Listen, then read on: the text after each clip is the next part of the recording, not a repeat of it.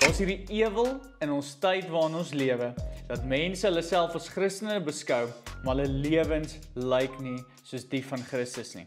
Maar kom ons kyk vandag na Romeine 14 vanaf vers 13 en kyk wat sê dit. Moenie gedurig kritiek lewer op hoe ander mense lewe nie. Nee, maak eerder seker dat jy nie die oorsaak is dat ander gelowiges struikel en val nie. Moenie dit vir hulle moeilik maak om in God te glo nie. Hierso is die ding.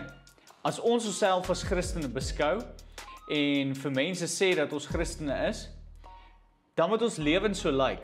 As jou lewe nie so lyk nie, dan gaan jy 'n stumbling block vir iemand wees. So ek wil jou challenge. Moenie net sê jy's 'n Christen en 1 of 2 keer 'n maand kerk toe gaan nie.